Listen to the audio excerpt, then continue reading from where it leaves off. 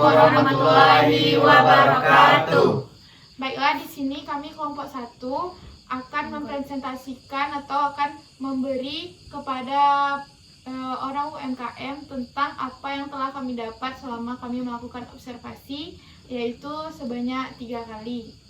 Nah, observasi kami sendiri yaitu tentang perhitungan harga pokok produksi pada UMKM Kulit Food Citarasa. Nah, apa sih biaya produksi? Biaya produksi adalah seluruh biaya yang dikeluarkan perusahaan untuk memproduksi barang atau jasa. Jadi, biaya produksi dalam UMKM ini yaitu segala biaya yang dikeluarkan oleh pihak UMKM dalam untuk menciptakan suatu produk, yaitu brownies crispy. Baik, sebelumnya, harga pokok produksi yaitu biaya yang dibebankan ke unit yang diproduksi dalam suatu produk, yang dimana itu untuk penentu harga berapa akan diambil margin setelah mengetahui harga pokok produksi tersebut. Baiklah, tentang sejarah harga pokok produksi akan dijelaskan oleh rekan saya. Sebelumnya, permintaan maaf atas 2 rekan saya yang tidak hadir pada malam hari ini, yaitu Awaldia dan Anissa Revifah. Selanjutnya pembacaan sejarah berdiri UMKM saya serahkan kepada rekan saya. Baik, saya akan membacakan sejarah berdirinya UMKM Kulit Food. Usaha ini didirikan oleh pemiliknya bernama Jasman Putra. Beliau pertama kali datang ke Sumatera Barat pada tahun 2012 dan menetap di Padang pada tahun 2015. Pada tahun 2017, beliau membuka usaha kulit Minang digital marketing pertama UMKM, kemudian mempunyai website dan aplikasi. Pada tahun 2019, beliau bekerja di Mustika Ratu hingga tahun 2021. Pada tahun 2021, beliau membangun distribusi kulit Indonesia legal. Lalu usaha ini hengkang di tahun 2022.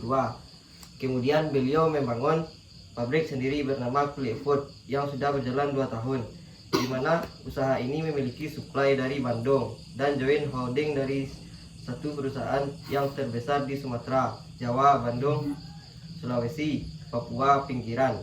Setelah itu beliau memutuskan untuk memproduksi brownies crispy-nya sendiri. Usahanya berjalan hingga sekarang.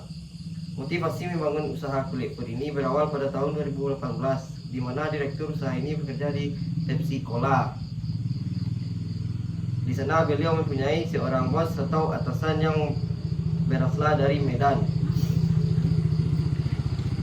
di mana beliau dididik dengan disiplinan dan kematian. Beliau pun bisa berprestasi untuk membangun usaha sendiri dan memiliki brand usaha sendiri. Beliau bekerja di sana selama setengah tahun. Beliau pun bangkit dan akhirnya berhasil menjadi presiden di perusahaan Pepsi Cola selama 2,5 tahun, di mana usaha ini memfokuskan karyawan yang berasal dari ibu-ibu rumah tangga yang ada di lingkungan tempat produksi. Selanjutnya saya kembalikan ke rekan saya. Baik, terima kasih. Selanjutnya pembacaan struktur organisasi UMKM Kulit Food yang dapat kami jabarkan di isi makalah yang telah kami serahkan kepada Pak Jasman Putra. Dipersilakan kepada rekan saya. Baiklah, saya akan menjelaskan struktur dari UMKM Kulit Food ini. Di sini ada 3 jabatan. Yang pertama itu direktur utama, yaitu oleh pemiliknya sendiri, yaitu Bapak Jasman Putra. Dan jabatan kedua komisaris dan operational manager. Namanya yang pertama itu istri dari Bapak itu sendiri, itu Meliana Ekayanti. Yang kedua Ramdhani Eko Putra. Yang jabatan yang ketiga yaitu karyawan. Di UMKM ini ada 20 karyawan. Yang pertama 12 karyawan sebagai tim produksi, yang kedua 8 karyawan sebagai tim operasi, sales, dan distribusi. Mungkin itu dari struktur. Baik, dapat kita simpulkan dari struktur organisasi tersebut, dapat kita ketahui bahwa tenaga kerja langsung di dalam perusahaan ini ada 20 orang. Nah, yang 12 orang sebagai tenaga kerja produksi dan 8 orang lagi tenaga kerja bagian pemasaran. Baiklah, selanjutnya jenis produksi yang dapat kami klasifikasikan yang akan dijelaskan oleh rekan saya. Terima kasih, saya akan menjelaskan tentang jenis produksi. Di Gulai Food ini terdapat memproduksi camilan atau makanan ringan berupa brownies. Pada Gulai Food memproduksi brownies goreng dengan sajian rasa. Yang pertama, sajian keju. Yang kedua, sajian kismis. Yang keempat, sajian chocolate. Dan selain memproduksi brownies, Gulai Food juga memproduksi milky. Tetapi di sini kami lebih fokus kepada brownies. Saya kembalikan kepada rekan saya. Jenis produksi tersebut mungkin ada 4 buah jenis produksi yang diproduksi oleh Gulai Food. Cuman di sini setiap biaya yang dibebankan itu berbeda karena pembuatannya dengan bahan baku yang berbeda pula. Jadi tidak digabungkan antara milidi, brownies maupun sebelahnya. Semuanya telah dibagi oleh direkturnya sendiri dan kami hanya mengambil bagian brownies crispy. Baiklah, selanjutnya akan dilanjutkan oleh rekan saya. Baik, selanjutnya yaitu proses produksi. Yang pertama itu persiapan bahan baku. Yang pertama, pastikan semua bahan baku itu berkualitas, baik, dan dalam kondisi segar. Yang kedua, timbang setiap bahan dengan akurat sesuai resep untuk menjaga konsisten rasa dan tekstur. Yang kedua, pembuatan adonan brownies. Yang pertama itu metode pemasakan. Terdapat 2 metode umum, yaitu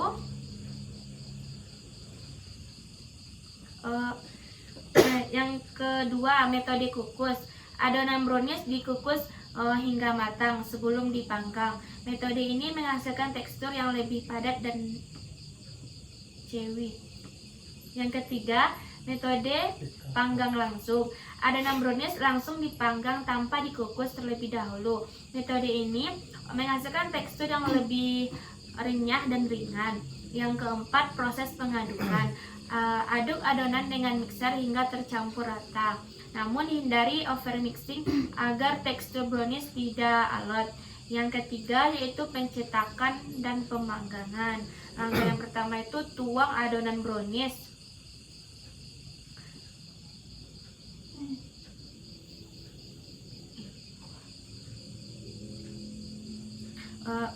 ke dalam loyang yang telah diolesi margarin dan dialasi kertas roti. Ratakan permukaannya dengan spatula.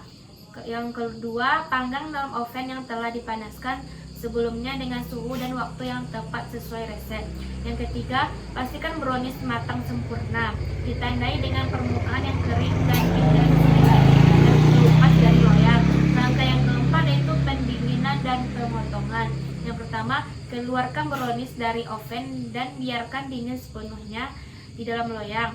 Proses pendinginan ini penting agar brownies mudah dipotong dan tidak mudah hancur. Yang kedua, potong brownies sesuai ukuran dan bentuk yang diinginkan setelah dingin. Yang kelima, yaitu proses pengeringan. Langkah pertama kita lakukan, tata potongan brownies di atas loyang yang telah dialasi kertas roti. Yang kedua, panggang kembali brownies di dalam oven dengan suhu rendah sekitar 100 sampai 120 derajat Celcius selama berapa jam hingga kering. Yang ketiga, proses pengeringan ini bertujuan untuk menghilangkan kelembapan dan menghasilkan tekstur brownies yang renyah. Yang keempat, pastikan untuk membalik brownies secara berkala agar kering merata. Proses yang keenam yaitu pengemasan. Yang pertama, setelah brownies benar-benar dingin dan kering, kemas dan dalam wadah yang udara atau plastik untuk menjaga kerenyahannya. Yang kedua, beri label pada kemasan yang mencantumkan nama produk, badan rasa, tanggal produksi, dan informasi penting lainnya. Yang ketiga, simpan brownies kering di tempat kering dan sejuk. Hindari paparan sinar matahari papan. Sekian dari saya, dikembalikan. Baik, selanjutnya akan dijelaskan oleh rekan saya.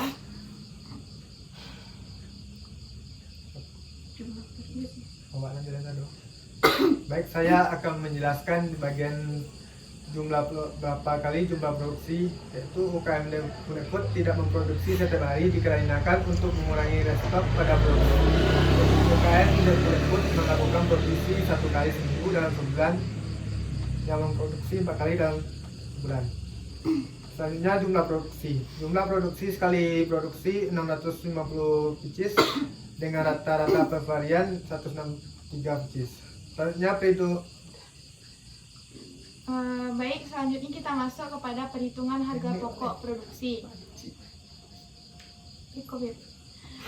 Nah, setelah kita mengetahui apa sih bahan baku dari brownies crispy tadi, dapat kita kelompokkan bahwa bahan baku ada yang biaya bahan baku. Yang biaya bahan baku ini merupakan terigu, telur, gula pasir, blueberry, coklat batang. Nah, ini termasuk biaya bahan baku karena ini merupakan bahan pokok utama dalam pembuatan brownies crispy tadi.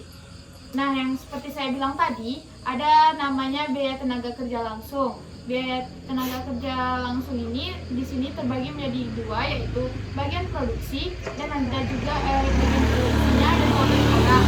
Nah, dalam satu orang itu sekali produksi dibebankan 50.000 satu orang. Jadi untuk 1 kali produksi itu bagian produksinya terkena biaya 600.000. Sedangkan bagian pemasaran berjumlah 8 orang. Di sini karena mencapai target biayanya 1 orang itu 65.000.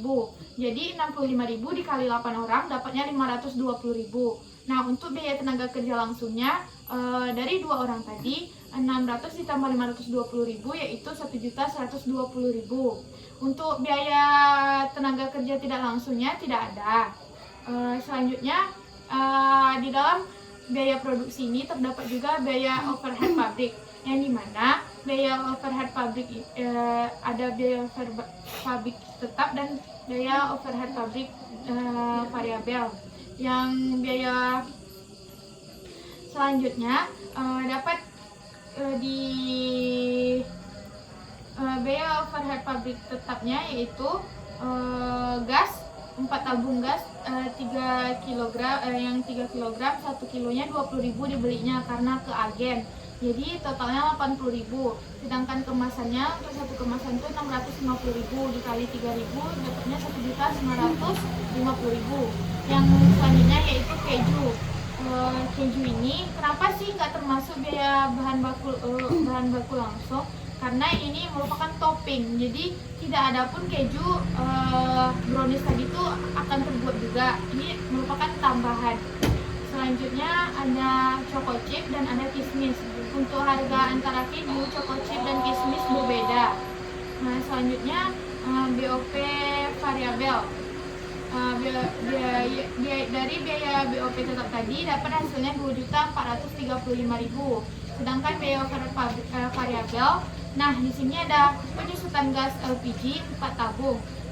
Cara dengan kita menghitungnya dengan metode garis lurus, yaitu mengurangi dengan umur ekonomis.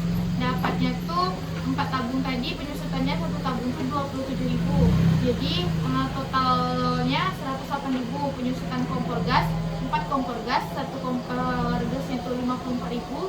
Jadi 4 kompor gas 216.000 penyusutan. Penyusutan oven 4 oven 90.000. 1 oven 90.000 dikali 4 dapatnya 360.000.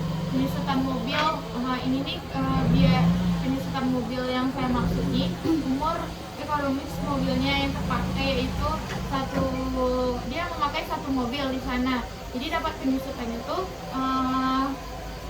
101.000 dalam kali produksi. Jadi kali 4 penyusutan gedung produksi atau rumah kontrakannya 250.000. Sedangkan listriknya 1 kali produksi itu dapatnya 87.500. Untuk bensinnya sekali pengantaran keluar daerah, kalau bagian pemasaran tadi dapatnya 300.000. Dia di sini bapak ini menyediakan biaya tidak terduga. karena antisipasi jika ada kerusakan atau segala macam nanti dalam usaha ini ada 150.000. Total BOP variabelnya 2.967.750. Total biaya overhead pabrik semuanya 5.402.750. Untuk total biaya produksi, nah biaya produksi tadi termasuk biaya bahan baku, biaya tenaga kerja langsung, biaya tenaga kerja tidak langsung, biaya overhead pabrik tetap dan variabel. Nah, dapat jadinya 7.698.750 dibagi dalam 650 pieces, dapatnya dibulatkan menjadi 8.000. Baik, selanjutnya akan dijelaskan oleh rekan saya, yaitu yang dimana Bapak ini menghitung harga pokok produksi crispy untuk satu variannya dengan metode COGS. Kepada rekan saya dipersilakan. Baik, jadi metode COGS itu menghitung biaya produksi yang dibebankan pada setiap unit produk yang terjual. Metode ini fokus pada biaya langsung yang terkait dengan produksi produk yang terjual, termasuk biaya bahan baku, tenaga kerja langsung, dan biaya overhead produksi yang terjadi dengan produksi barang yang terjual. Rincian perhitungan COGS yaitu yang pertama biaya bahan baku. Total biaya bahan bakunya yaitu Rp872.735. Selanjutnya biaya bahan baku per pieces yaitu Rp2.938. Selanjutnya biaya tenaga kerja langsung atau BTKL. Total biaya tenaga kerja langsungnya yaitu Rp504.000. Lalu biaya tenaga kerja langsung per pieces yaitu Rp1.696. Lalu biaya overhead atau biaya produksi tidak langsungnya, biaya bahan penolong yaitu Rp1.630 per pieces. Biaya fabrikasi lainnya yaitu Rp458 per pieces. Yang ketiga, total biaya produksi yaitu HPP-nya. Harga pokok produk per pieces yaitu Rp6.722. Yang keempat yaitu biaya penjualan, administrasi dan umum atau PPN. Biaya penjualan admin dan umum per pieces yaitu Rp2.509. Yang kelima, harga pokok penjualan atau HPPJ. Harga pokok penjualan per piecesnya yaitu Rp9.231. Yang keenam, profit dan harga jual. Profitnya 22%, net invoice price-nya atau NIP-nya Rp11.261. PPN-nya 11%, NIP plus PPN-nya yaitu Rp12.500. Yang ketujuh, rantai distribusi. Harga jual ke distributornya 100% NIP tambah Rp33.155% profit sama dengan Rp15.000. Harga jual ke reseller atau wholesalernya 100% distribusi tambah 8% profit sama dengan Rp16.200. Yang kedelapan, perbandingan dengan full costing. Total biaya produksi atau COGS-nya yaitu Rp6.722 per pieces. Full costing Rp11.077 per pieces dibulatkan menjadi Rp8.000. Perbedaannya, COGS menunjukkan biaya produksi yang lebih rendah dibandingkan full costing. Alasan perbedaannya yaitu COGS tidak menyertakan semua biaya overhead yang dibebankan oleh full costing, terutama biaya overhead tetap. Yang ke-9, analisis. Efisiensi biaya. COGS menunjukkan biaya produksi yang lebih rendah dibandingkan full costing. Namun perlu juga bahwa COGS memang merupakan biaya terkait dengan produk yang terjual. Yang kedua, penetapan harga.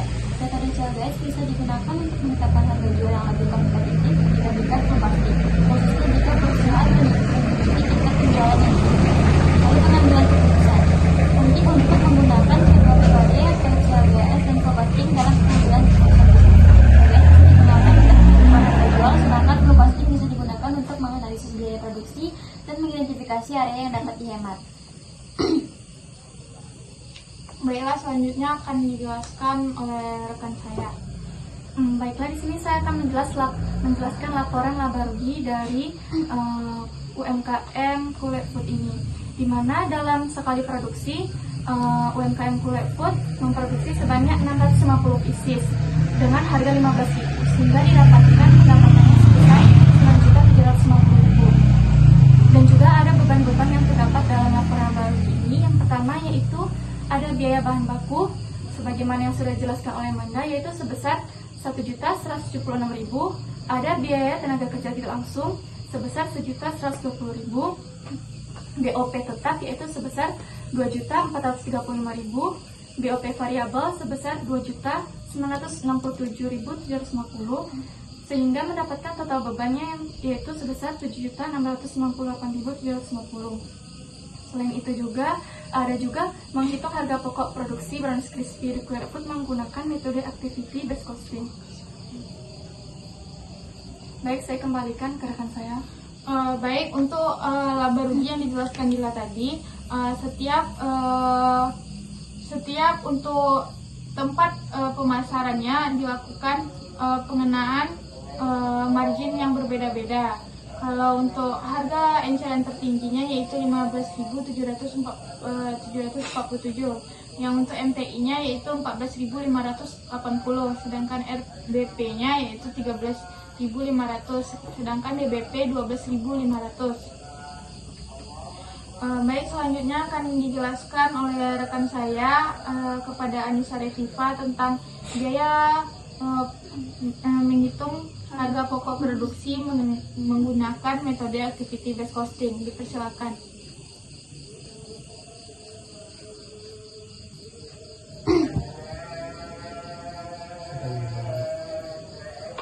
Baiklah, saya akan menjelaskan menghitung harga pokok produksi brownies crispy di Kulit Food dengan menggunakan metode activity based costing. Sebagai suatu proses yang menghitung biaya objek seperti produk, jasa, dan pelanggan. ABC pertama, membebankan biaya sumber daya ke aktivitas organisasi, kemudian biaya aktivitas dibebankan ke produk, pelanggan, dan jasa untuk menciptakan permintaan atas aktivitas.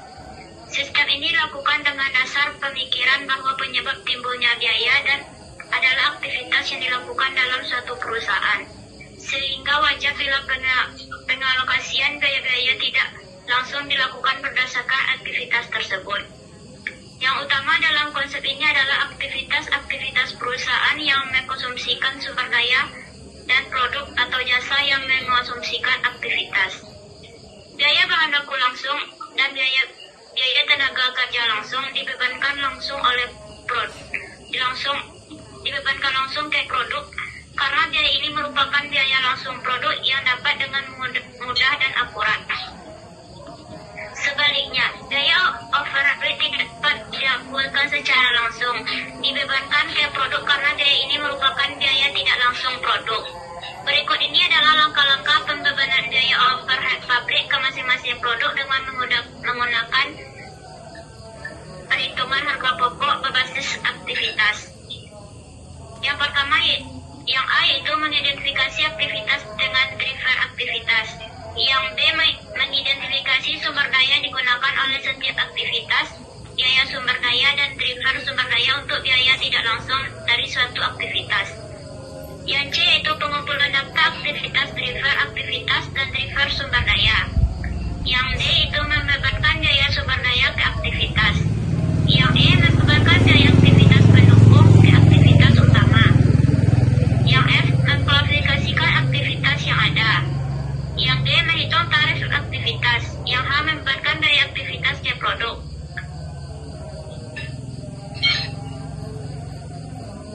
Sesuai namanya, perhitungan harga pokok berbasis aktivitas membebankan biaya biaya aktivitas. Langkah-langkah perhitungan harga pokok produk berbasis aktivitas secara terperinci dijelaskan dalam bagian berikut. Yang pertama yaitu mengidentifikasi aktivitas dan driver aktivitas.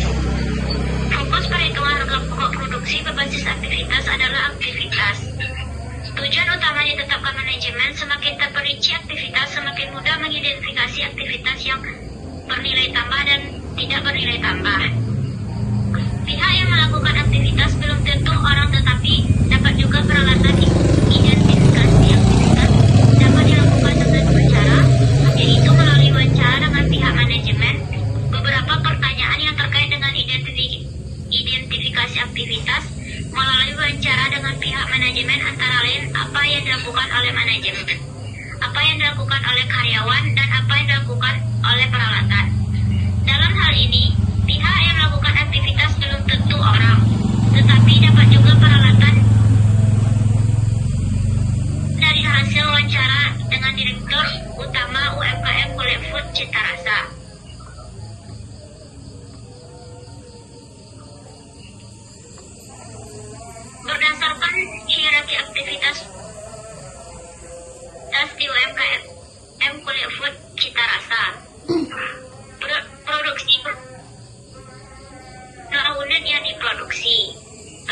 kemasan. Driver biayanya jumlah kemasan yang digunakan. Jumlah pengiriman. Yang kedua yaitu identifikasi sumber daya biaya. Untuk menghitung daya aktivitas terlebih dahulu perlu dilakukan sumber daya yang digunakan yaitu produksi brownies. Baik, selanjutnya setelah kita mengetahui 3 perhitungan harga pokok produksi tadi, tentunya memiliki aturan berbeda-beda dan langkah-langkah perhitungan yang berbeda-beda.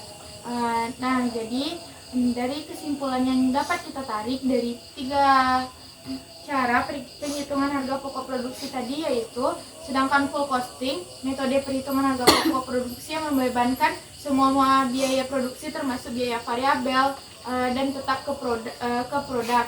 Sedangkan activity based costing itu metode yang mengalokasikan biaya overhead berdasarkan aktivitas tertentu yang berkontribusi kepada produksi.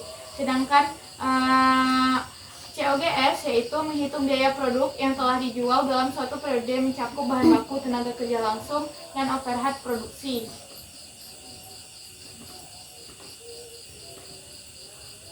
Sebenarnya semua metode yang digunakan itu bisa kita terapkan dalam suatu usaha.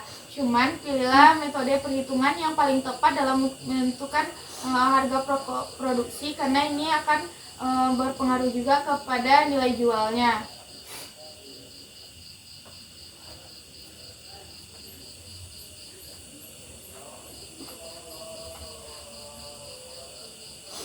Nah, kalau tingkat akurasi dalam penghitungan, full costing kurang akurat dalam menghitung overhead jika perusahaan tidak memiliki proses produksi yang kompleks. Kalau yang saya jelaskan tadi cukup kompleks karena depresiasi pada yang bersangkutan seperti gas, mobil, gedung, listrik, dan lain-lain sudah dihitung dengan baik. Sedangkan perhitungan activity based costing sangat akurat untuk mengidentifikasi biaya overhead per aktivitas, terutama pada perusahaan dengan produk atau proses yang beragam.